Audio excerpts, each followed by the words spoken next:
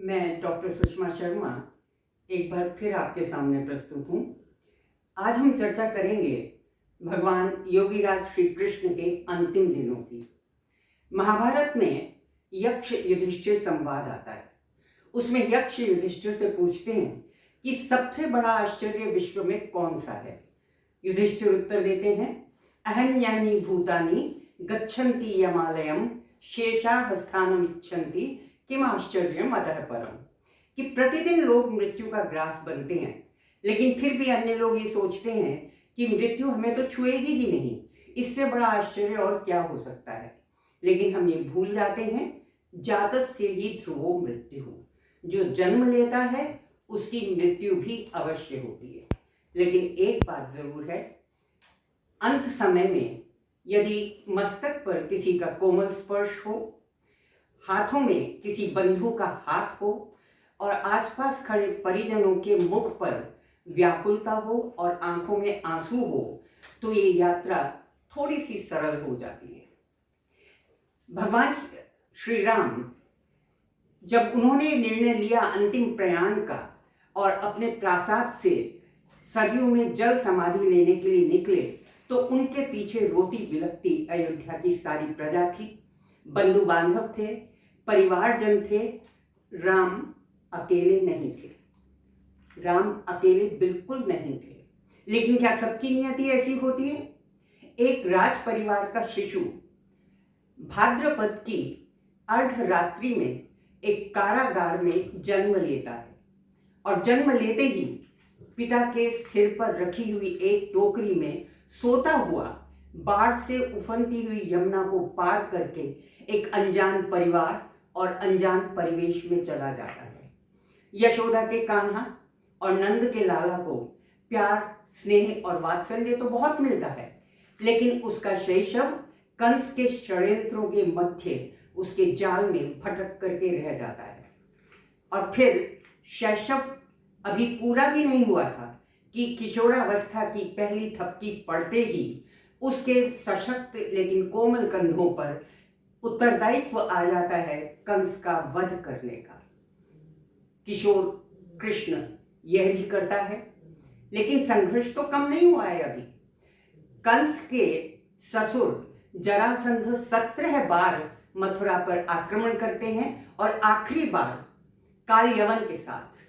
कृष्ण समझ जाते हैं कि इस बार युद्ध आर पार का होगा और इसीलिए मथुरा वासियों की रक्षा करने के लिए वो उन सबको लेकर के सुदूर गुजरात में एक नई द्वारिका नगरी बसाते हैं समुद्र के किनारे और वहीं सबको बसा देते हैं। लेकिन जैसे मैंने कहा, कृष्ण के संघर्षों की कथा भी पूरी नहीं हुई है। बुआ कुंती की संतान पांडव कौरवों के साथ महाभारत करने के लिए सन्नद्ध है, तैयार हैं। और कृष्ण किसके साथ हैं? कृष्ण तो पांडवों के साथ हैं, क्योंकि यतो धर्मस् ततो कृष्णः, जिस तरफ धर्म होता है उसी तरफ कृष्ण होते हैं। और ये युद्ध तीर और तलवार से नहीं लड़ते कृष्ण। कृष्ण शायद विश्व के पहले व्यक्ति हैं जो अपनी कूटनीति के द्वारा गेंद की तरह उछाल करके पांडवों की झोली में हस्तिनापुर के राज्य को डाल देते हैं। युद्ध इतना भयानक था कि अष्टादश अक्षौहिणी सेना में मात्र 11 लोग बचते हैं। 5 पांडव, कृष्ण, सात्यकी और दूसरे पक्ष में अश्वत्थामा, कृपाचार्य और कृतवर्मा और युयुत्सु। ये 11 व्यक्ति मात्र बचते हैं। इसके पश्चात कृष्ण युधिष्ठिर का राजसूय यज्ञ भी संपन्न कराते हैं सफलतापूर्वक, और उसके बाद द्वारिका जाने से पहले वे गांधारी के प्रासाद में महारानी गांधारी से आज्ञा लेने और आशीर्वाद लेने के लिए पहुंच जाते हैं। गांधारी कृष्ण को देखते ही, क्योंकि पुत्र शोक से संतप्त हैं, अपने कुल के विनाश से दुखी हैं, इसलिए गांधारी छुपते ही कृष्ण से पूछती हैं कि कृष्ण, यदि तुम चाहते तो इस युद्ध को बचा सकते थे। गांधारी सारा का सारा दोष युद्ध का कृष्ण के ऊपर डाल देती है। कृष्ण समझाने का प्रयत्न करते हैं कि ये आप लोगों के कुकृत्यों के कारण ही दुर्योधन इतना उच्छृंखल हो गया था और इसी कारण ये महाभारत हुआ था। लेकिन आज गांधारी कुछ भी सुनने की का सामर्थ्य गांधारी को नहीं है। कृष्ण का समझाना बेकार है। गांधारी दुखी होकर के, आवेश में आकर के कहती हैं कृष्ण को कि मैं अपने पातिव्रत धर्म से प्राप्त शक्ति के आधार पर मैं तुम्हें श्राप देती हूँ। और श्राप ये है कि जैसे कौरव और पांडव आपस में लड़ मरे, बंधु बंधु लड़ मरे, पुत्र ने पिता को, पिता ने पुत्र को, भाई ने भाई को मारा, और उनकी पत्नियां, भरत वंश की स्त्रियां उनकी शवों पर लोट लोट कर क्रंदन करती रहीं, इसी प्रकार मैं तुम्हें श्राप देती हूँ कि तुम्हारे वंश की स्त्रियां भी उन लोगों के शवों पर जो आपस में एक दूसरे के साथ लड़ मर करके खत्म हो जाएंगे, इसी तरीके से क्रंदन करेंगी।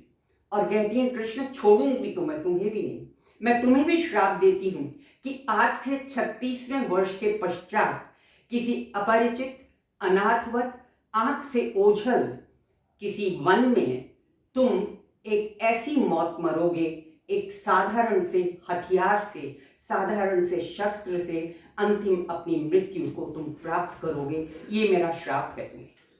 आज गांधारी बोल रही हैं, कृष्ण मौन सुनते हैं और अंत में शांत भाव से, शांत मुख से तथास्तु कहकर वहां से निकल जाते हैं।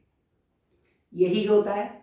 36वां वर्ष आरंभ होते ही हस्तिनापुर में युधिष्ठिर को और द्वारिका में कृष्ण को वे सब लक्षण दिखाई देने लगते हैं जो महाभारत के समय दिखाई दिए थे। वो सारे अपशकुन दिखाई देते हैं जो महाभारत युद्ध के समय उन्हें दिखाई दिए थे। कृष्ण द्वारिका में नहीं है, कहीं बाहर गए हुए हैं। तभी कर्ण, महर्षि विश्वामित्र और नारद मुनि द्वारिका में पधारते हैं। प्रासाद में उनका स्वागत सत्कार होना चाहिए था, लेकिन आप लोग क्या सोचते हैं कि रैलिंग आजकल ही होती है? उस समय का युवा भी, बिगड़ा हुआ युवा उस समय भी ऐसे कुकृत्य किया करता था। ऋषिगणों के सामने सांब में बता दूं आपको कि कृष्ण के पुत्र का नाम था सांब, और सारण आदि एक सारण को महिला के रूप में, गर्भवती महिला के रूप में ऋषियों के सामने प्रस्तुत करते हैं और कहते हैं कि ऋषिगण, ये वीर बभ्रू की पत्नी है, ये गर्भवती है और ये पुत्र को चाहती है, तो इसलिए आप बताइए कि हम इसमें क्या कर सकते हैं। ऋषिगण उनकी अभद्रता को, उनके इस कलुषित व्यवहार को समझ जाते हैं और वे उन्हें श्राप देते हैं कि प्रातः होने से पहले ही सांब एक मूसल को जन्म देंगे, और उसके साथ ही साथ वो कृष्ण को भी श्राप देते हैं कि कृष्ण कुछ समय पश्चात वन में एक क्षुद्र शस्त्र के द्वारा मारे जाएंगे, विचरण करते हुए अकेले, और उस व्याध का नाम होगा जरा नामक व्याध से कृष्ण ऊर्ध्वलोक जाएंगे, उससे घायल होकर के। ऋषिगण चले जाते हैं और अगले दिन सांब एक मूसल को जन्म देते हैं। मूसल को जन्म तो कोई भी नहीं देता, तात्पर्य इतना ही है कि वो शस्त्रों को एकत्रित करते हैं आपस में लड़ने के लिए, क्योंकि ये तो निश्चित हो गया था कि यदुवंशी आपस में लड़ करके ही एक दूसरे से मरेंगे। इधर उग्रसेन मदिरा पान के ऊपर पूरी रोक लगा देते हैं। सुरासवो न कर्तव्य सर्वै नगरवासी भी, कि कोई भी नगर में रहने वाला, कोई भी नगरवासी मदिरा का सेवन नहीं करेगा। जब कृष्ण द्वारिका आते हैं और उन्हें ऋषियों के श्राप का पता पड़ता है तो वो समझ जाते हैं कि अब गांधारी के श्राप के फलित होने का समय आ गया है। वो एक काम अवश्य करते हैं कि सभी यदुवंशियों को आदेश देते हैं कि वे सब द्वारका में समुद्र के किनारे प्रभास क्षेत्र में विशेष रूप से सब एकत्रित हो जाएं। सब एकत्रित होते हैं। उधर सांब ने जिस मूसल को जन्म दिया था, क्योंकि ऋषियों का श्राप था तो जन्म तो होना ही था मूसल का, और उग्रसेन उस मूसल को चूरा चूरा करवा के समुद्र में फेंकवा देते हैं। लेकिन समुद्र के किनारे सारे यदुवंशी प्रभास क्षेत्र में एकत्रित हो जाते हैं और मदिरा का महापान आरंभ हो जाता है। मदिरा पान करने के कारण जो कुछ स्थिति पैदा होती है वो सब जानते हैं। उन्मत्त हो गए यदुवंशी, एक दूसरे के ऊपर आरोप प्रत्यारोप का दौर आरंभ हो गया। विशेष रूप से सात्यकी और कृतवर्मा एक दूसरे के ऊपर दोषारोपण करने लगे कि तुमने महाभारत युद्ध में ऐसे अनाचार किया था और तुमने महाभारत युद्ध में इस प्रकार का दुर्व्यवहार किया था, कुकृत्य किया था। सात्यकी क्रुद्ध होकर के पास में पड़ी, कृष्ण के पास पड़ी तलवार को उठा करके कृतवर्मा को मारने के लिए दौड़ते हैं और उनका सिर काट लेते हैं। जो कृतवर्मा के समर्थन में लोग थे, यदुवंशी ही थे वे सब आते हैं और सात्यकी के ऊपर प्रहार करने लगते हैं। प्रद्युम्न इसे सहन नहीं कर पाते। प्रद्युम्न सात्यकी के समर्थन में अन्य वीरों के साथ युद्ध करने के लिए तैयार हो जाते हैं। कृष्ण उन्हें रोकने के लिए दौड़ते भी हैं, लेकिन दैववश उनको क्रोध नहीं आता है, वो चुप करके बैठ जाते हैं। इधर आपस में युद्ध तेज हो जाता है। इसी युद्ध में प्रद्युम्न मारे जाते हैं, कृष्ण के पौत्र प्रद्योत मारे जाते हैं, सात्यकी मारे जाते हैं। इन सब के वध से कुपित होकर के कृष्ण पास में उगी हुई एक एरका नामक घास को उखाड़ लेते हैं। कहते हैं घास बड़ी बलशाली होती है और किसी का भी वध करने में इसकी शक्ति होती है, इसलिए कृष्ण उसे उखाड़ करके यदुवंशियों का नाश करने में संलग्न हो जाते हैं। कृष्ण को पता था यदुवंशी अवध्य हैं, इनको मैं ही मार सकता हूं और उच्छृंखल हो गए यदुवंशी, इनका वध करना आवश्यक है। और वैसे भी उस युद्ध में आपस में पिता पुत्र को, पुत्र पिता को, भाई भाई को मार रहा था, तो कृष्ण सबका वध कर देते हैं। दारुक और बभ्रू बचते हैं। कृष्ण दारुक को आदेश देते हैं कि तुम तुरंत हस्तिनापुर जाओ और अर्जुन को जाकर के यदुवंशियों के विनाश का समाचार दो और अर्जुन को लेकर के आओ ताकि वो यहाँ शेष बची हुई यदुवंशी महिलाओं को लेकर के यहाँ से निकल जाएं। बभ्रू को वो अपने प्रासाद की महिलाओं की रक्षा के लिए भेजते हैं, लेकिन बभ्रू का मार्ग में ही वध हो जाता है। इधर वसुदेव परेशान हैं। महल की रक्षा के लिए, प्रासाद की महिलाओं की रक्षा के लिए कृष्ण वसुदेव को ही उत्तरदायित्व सौंपते हैं और कहते हैं कि पिता से कि मैं वन में जा रहा हूं बलराम के साथ योग साधना करने के लिए, आप स्त्रियों की रक्षा करें।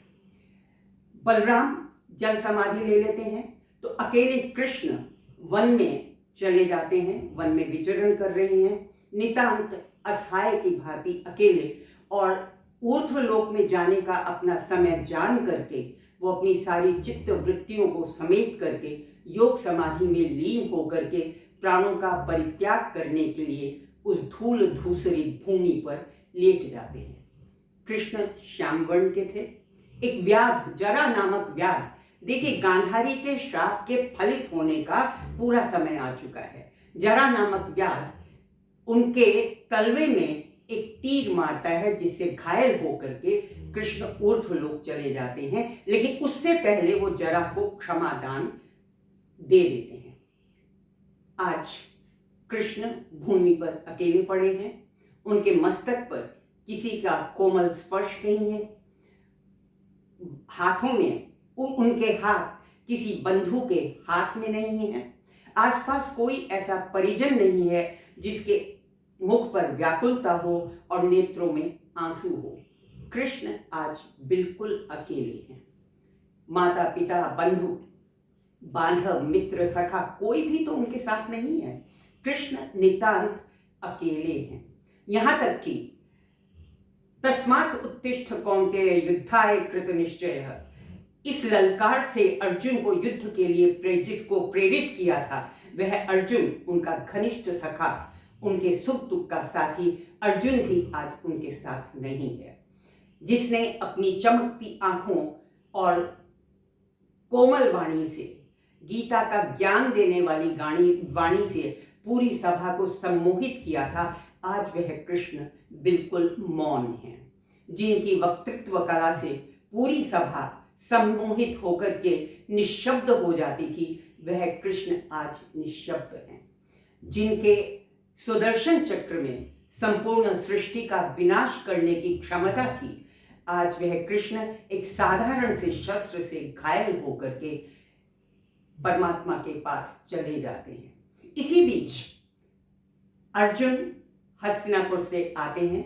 जब हस्तिनापुर में समाचार मिलता है ये पांडवों के नाश का, क्षमा कीजिए, यदुवंशियों के नाश का, तो वहां पर सब स्तब्ध हो जाते हैं।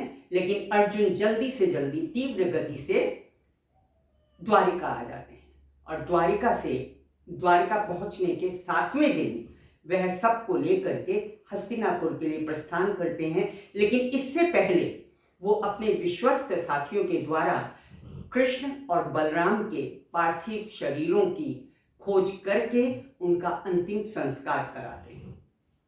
उनके अंतिम संस्कार से संबंधित अन्य सभी विधियां हस्तिनापुर में युधिष्ठिर के द्वारा संपन्न की जाती हैं। लेकिन क्या कृष्ण वास्तव में कृष्ण का अंत हो गया?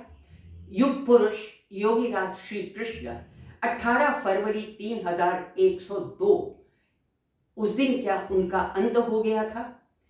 कृष्ण का अंत तो नहीं हुआ, क्योंकि कृष्ण आज भी हमारे मन में विद्यमान है। आज ही हमारी प्रातः का आरंभ, दिन का आरंभ श्री कृष्ण के उद्बोधन से, अभिवादन से आरंभ होता है। कृष्ण नहीं है तो हम नहीं हैं।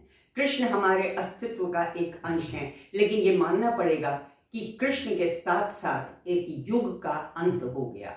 द्वापर युग समाप्त हो गया और कलयुग आरंभ हो गया।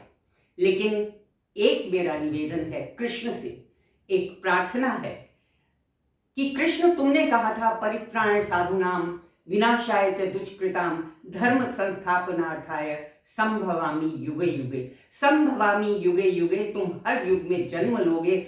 आज जो अधर्म की स्थिति है, इससे अधिक और क्या होगा? तो कृष्ण, बस एक बात बता दो कि तुम कब आओगे? तुम कब आओगे? सारे भारतवासी पलकें बिछाए तुम्हारी प्रतीक्षा में बैठे हैं। बस ये बता दो कि तुम कब आओगे। जय श्री कृष्ण।